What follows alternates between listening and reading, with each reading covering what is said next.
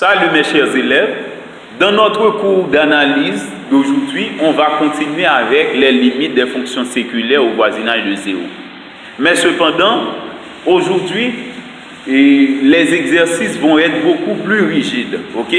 Donc, c'est-à-dire, les exercices vont être résolus beaucoup plus difficilement que dans les exercices du dernier cours, ok? Voici l'exo 2, ok, que nous allons résoudre. Cet exo comprend 3 parties, ok. Calculez les limites suivantes. A. Limite de 1 moins cos x sur x sin x quand x tend vers 0. Limite de 1 moins cos x sur x carré quand x tend vers 0. Limite de 1 sur x carré par 2 sur cos x plus cos x moins 3 quand x tend vers 0. Ok?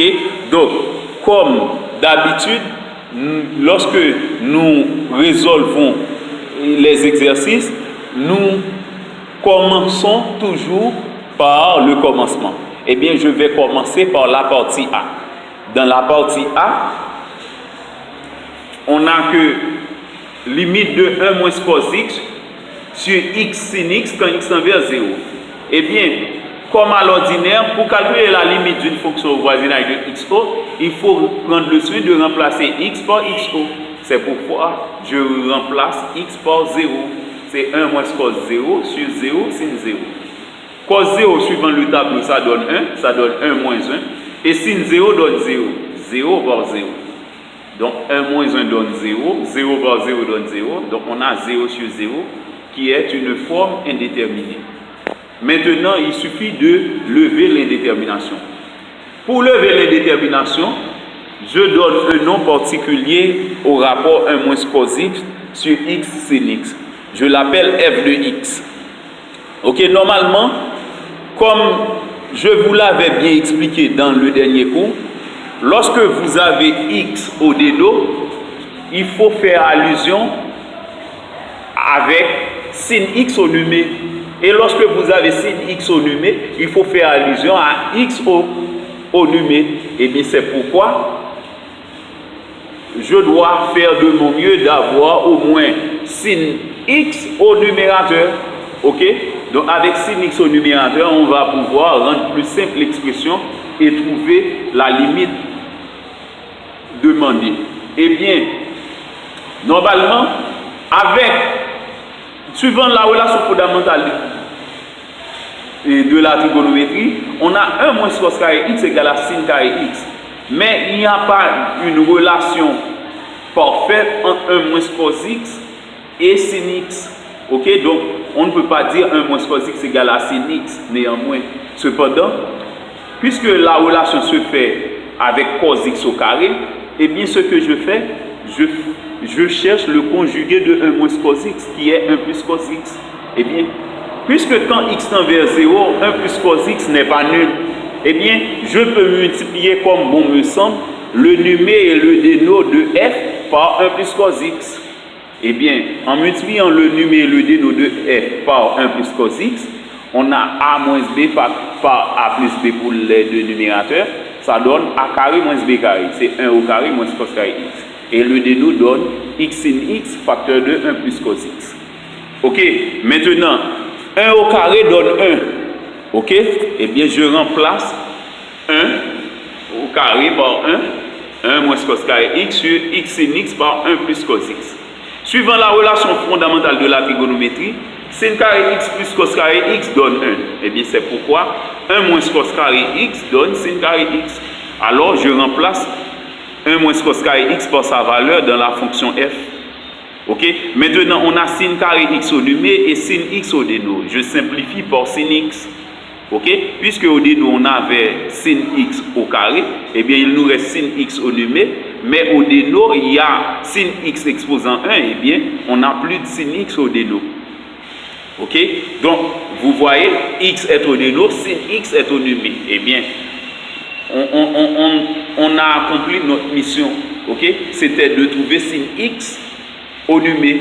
Eh bien, sin x sur x par 1 sur 1 plus cos x. Ok, sans doute en multipliant ces deux fractions-là, on va trouver cette fraction précédente. Eh bien, normalement, puisque f de x peut s'écrire sous la forme de ces deux produits, et sous la forme du produit de sin x sur x par 1 sur 1 plus cos x, eh bien, on peut calculer comme bon ensemble la limite de f au voisinage de 0. On a appris bien que la limite d'un produit, c'est le produit des limites. Puisque la limite d'un produit, c'est le produit des limites, eh bien, la limite de sin x sur x par 1 sur 1 plus cos x donne la limite de f de x au voisinage de 0 donne la limite de sin x sur x au voisinage de 0 par la limite de 1 sur 1 plus cos x au voisinage de 0. Ok, limite de sin x sur x au voisinage de 0, c'est une limite de référence, ça donne 1. Mais ici, ce n'est pas une limite de référence. Eh bien, je remplace x par sa valeur. Ok, je remplace x par 0. Ok, c'est pourquoi, puisque cos 0 donne 1, on a 1 par 1 sur 1 plus 1. 1 plus 1 donne 2, 1 par 1 donne 1 au numé. Eh bien, on a 1 demi. Eh bien, donc, en conclusion, la limite de 1 moins cos x sur x sin x au voisinage de 0, ça donne 1 demi. Maintenant, on continue avec la partie B. La partie B, c'était de trouver la limite de 1 moins cos x sur x carré au voisinage de 0. Au voisinage de 0, c'est comme d'habitude, c'est remplacer x par 0. Parce que c'est au voisinage de 0. Je remplace x par 0, ça donne 1 moins cos 0 sur 0 au carré. Cos 0 donne 1, c'est 1 moins 1, 0 au carré donne 0. 1 moins 1 donne 0, 0 au carré donne 0. Donc on a 0 sur 0 qui est une forme indéterminée. Maintenant, il suffit de lever l'indétermination. D'une manière générale, lorsqu'on lève une indétermination, c'est écrire la fonction sous une autre forme qui n'admet pas une nouvelle forme, qui ne donne pas une nouvelle forme indéterminée. Eh bien, je prends g de x, j'écris g de x sous une autre forme. Comme pour tout à l'heure, on a 1 moins cos x sur x carré. Ayant x carré au déno, c'est penser à sin carré x au numé. Parce que lorsqu'on a x au numé, au déno, on pense à sin x au numé. Mais avec x carré au déno, on doit penser avec sin carré x au numé. Eh bien, quand x tend vers 0, puisque 1 plus cos x est différent de 0, comme pour tout à l'heure, je multiplie le numé et le déno de g par 1 plus cos x pour trouver ce sin carré x. Eh bien, en multipliant par 1 plus cos x au numé et au déno, comme on l'a bien voulu, eh bien, ça donne 1 au carré moins cos carré x sur x carré par 1 plus cos x. 1 au carré donne 1, 1 moins cos carré x sur x carré par 1 plus cos x. Or, 1 moins cos carré x équivaut à sin carré x. Eh bien, je remplace 1 moins cos carré x par sin carré x. Puisque l'objectif c'était de trouver sin carré x au numé, eh bien, je regroupe sin carré x avec x carré. Et l'autre partie, je multiplie par 1 sur 1 plus cos x. Parce qu'en multipliant par 1 sur 1 plus cos x, sin carré x sur x carré, eh bien, on va pouvoir obtenir la fonction précédente, qui était la forme précédente ou la fraction précédente. En multipliant 1 sur 1 plus cos x par sin carré x sur x carré, on va pouvoir obtenir sin carré x sur x carré par 1 plus cos x. Donc, la fonction g peut s'écrire sous cette forme. Ok? Maintenant, l'objectif c'était de trouver la limite de g au voisinage de 0. Eh bien,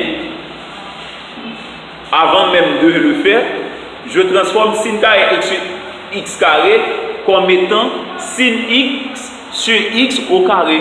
Ok? On a bien appris a exposant n sur b exposant n, c'est a sur b entre parenthèses exposant n. Ok? Je transforme sin carré x sur x carré comme étant sin x sur x au carré. Ok? Maintenant, on peut bien calculer la limite de g au voisinage de 0. Ok? On a bien appris la limite d'un produit, c'est le produit des limites. Eh bien, c'est pourquoi je prends la limite de sin x sur x au carré au voisinage de 0 par la limite de 1 sur 1 plus cos x au voisinage de 0. OK? Comme dans la fonction g. OK? Eh bien, maintenant, puisque la limite de sin x sur x au voisinage de 0 donne 1, eh bien, lorsque sin x sur x est au carré, ça donne 1 au carré. 1 sur 1 plus cos x au voisinage de 0, ce n'est pas une limite de référence.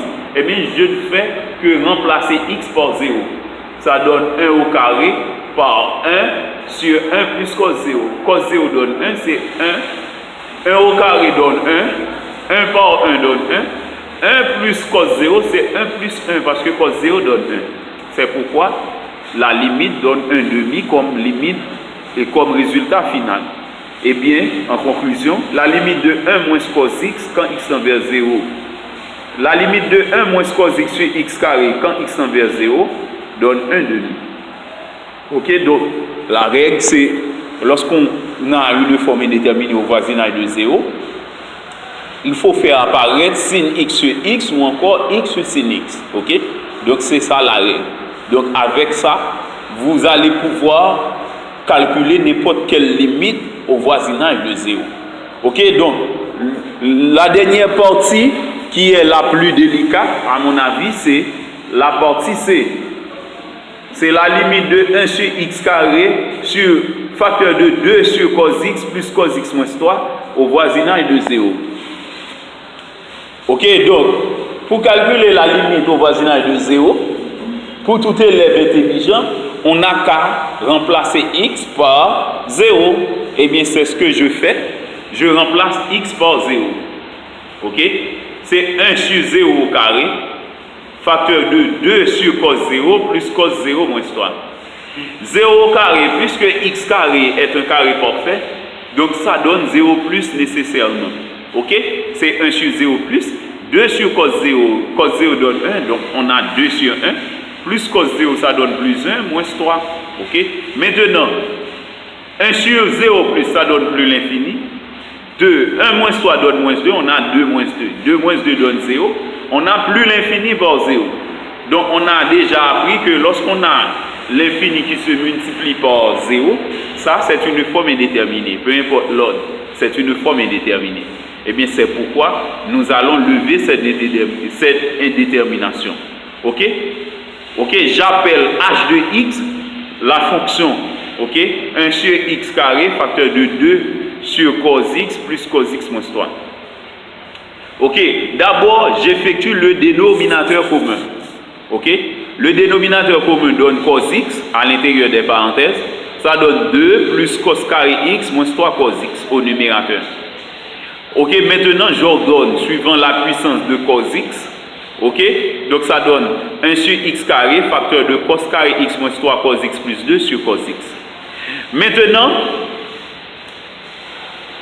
si on remplace par x par 0 dans cette expression, cos carré x moins 3 cos x plus 2, on va avoir cos carré 0 moins 3 cos 0 plus 2. Cos carré 0, c'est 1 au carré parce que cos 0 donne 1, qui donne 1. Moins 3 cos 0, c'est moins 3 par 1 qui donne moins 3, plus 2. 1 moins 3 plus 2 donne 0. Donc, c'est sans doute que cette expression-là du numérateur va s'annuler au voisinage de 0. Eh bien, on dit le polynôme en cos x, qui est cos carré x moins 3 cos x plus 2, s'annule pour x égale à 0. Le polynôme en cos x, cos carré x moins 3 cos x plus 2 s'annule pour x égale à 0.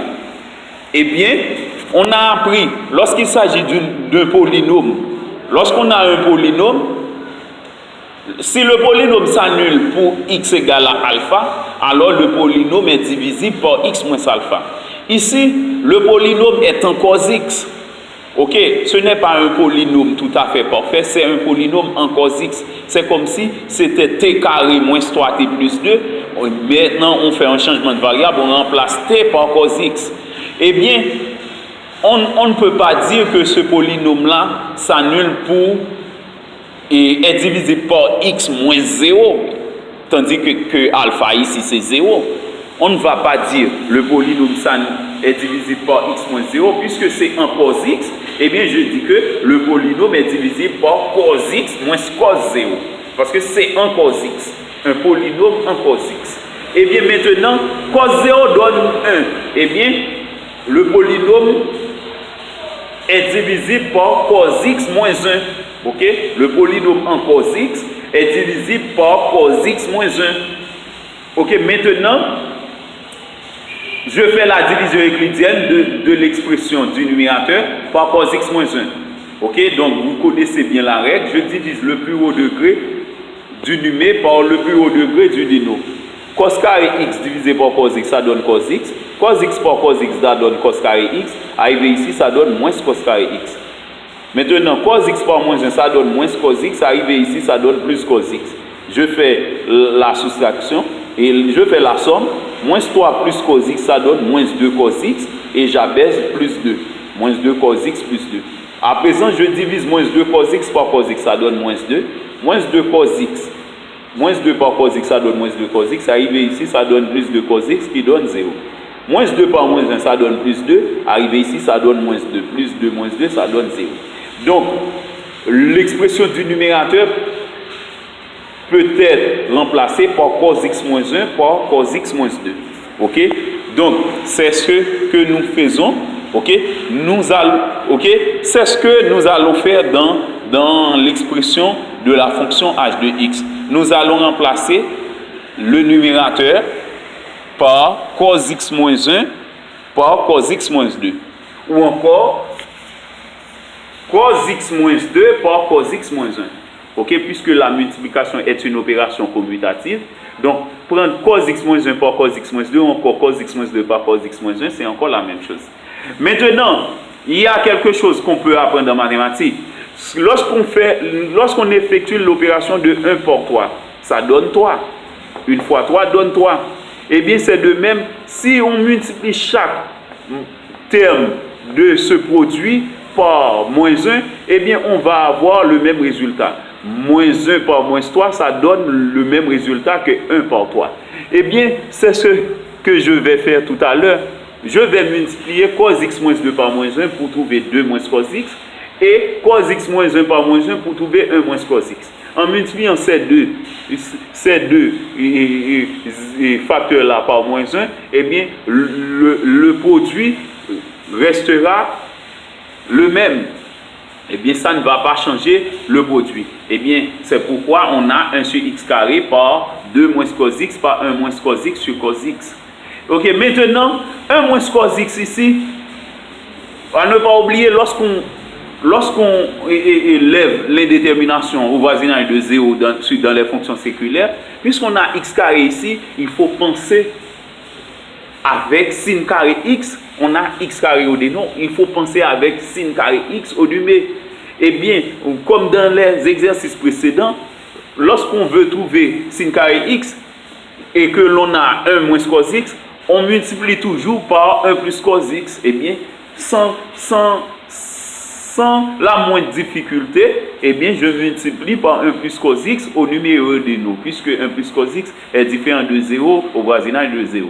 Eh bien, en multipliant par 1 plus cos x, je multiplie, puisque la multiplication est commutative dans R, eh bien, je laisse 2 moins cos x, je multiplie 1 moins cos x par 1 plus cos x. Ça donne 1 moins cos carré x, qui c'est 1 au carré moins cos carré x.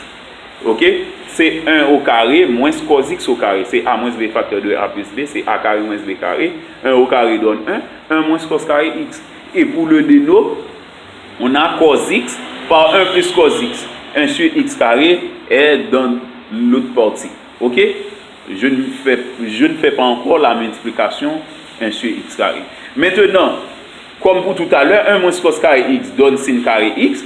Je remplace 1 moins cos carré x pour sa valeur dans la fonction h. Ok?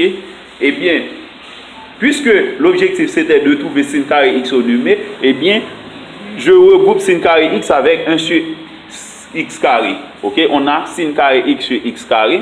Et maintenant, je conserve les autres parties de ce rapport qui est 2 moins cos x sur cos x par 1 plus cos x. Ok? Maintenant, suivant cette même propriété, la limite d'un produit, c'est le produit des limites.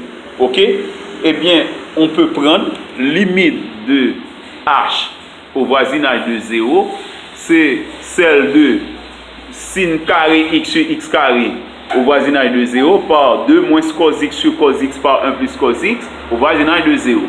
OK, maintenant, puisque dans les limites de référence, c'est sin x sur x au voisinage de 0 qu'on connaît, eh bien, on fait sin x sur x au carré, OK, qui est l'équivalent de ce rapport. OK, sin x sur x au carré au voisinage de 0. Maintenant, ça, ce n'est pas une limite de référence. Je remplace x par 0. C'est 2 moins cos 0 sur cos 0 par 1 plus cos 0. OK, maintenant, sin x sur x. Sin x sur x au voisinage de 0, ça donne 1. Eh bien, c'est pourquoi on a 1 au carré. OK? Et maintenant, cos 0, d'après le tableau, donne 1. On a 2 moins 1. Et dans le déno, on a 1 facteur de 1 plus 1. OK? Donc, cos 0, dans cette partie, est remplacé par 1. OK? Eh bien, c'est pourquoi on a 2 moins 1 sur 1 par 1 plus 1. OK? Maintenant, 1 au carré donne 1. 2 moins 1 donne 1. On a 1 par 1. Et pour le déno, on a 1 plus 1, 2, 2 fois 1, 2. 1 par 1 demi donne 1 demi. Et bien, en conclusion, la limite de 1 sur x carré, facteur de 2 sur cos x plus cos x moins 3 au voisinage de 0, donne 1 demi. OK, maintenant, si vous avez des questions à me poser concernant d'autres méthodes, vous êtes prié de bien le faire sur mon compte Facebook. OK, merci et bonne journée.